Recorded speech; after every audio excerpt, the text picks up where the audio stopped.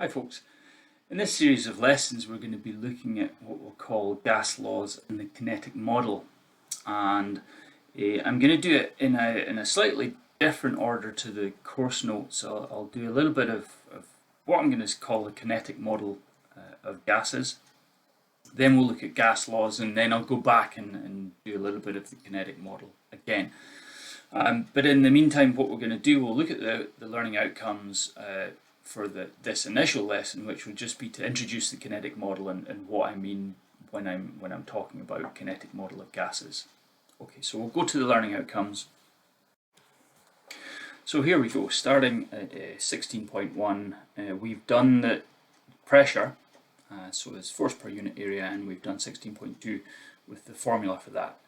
So moving on from that, now I can describe the kinetic model of a gas, and then I can describe the kinetic model of a gas and how this accounts for pressure. So these two here. We've done converting between Kelvin and degrees Celsius, and we know that 0 Kelvin is minus 273 degrees Celsius. This will be used, and you'll see the explanation for this, or the experimental evidence for this that we have in the gas laws.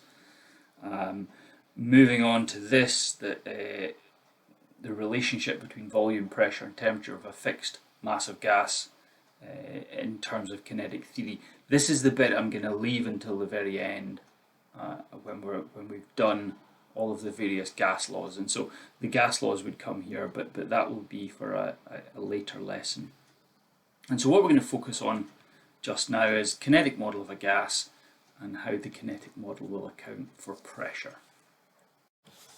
So here we go, we have a container, and inside the container we have a gas. Now the particles of the gas are shown here, and it's a slightly unrealistic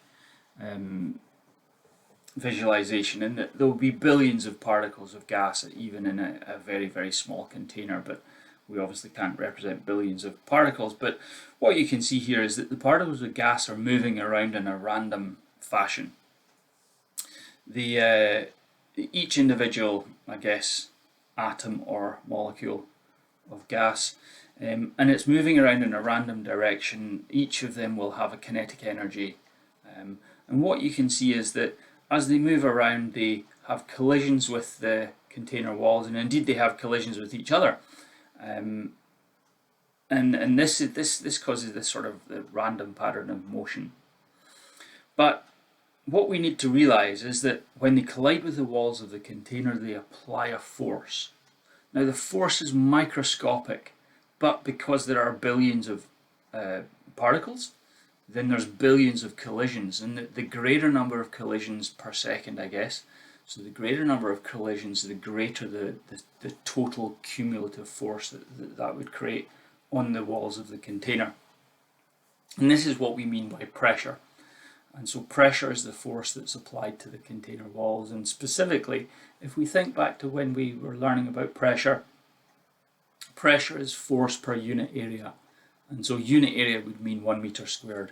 And so if you had a container that was say that a container wall had a side of 1 meter square, and then the total force of all of the collisions that would be making with that one container wall, all of those forces, all of those collisions added up, that would give you the pressure on that side of the container wall.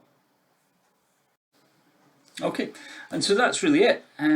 Pressure as accounted for by the kinetic model of gases.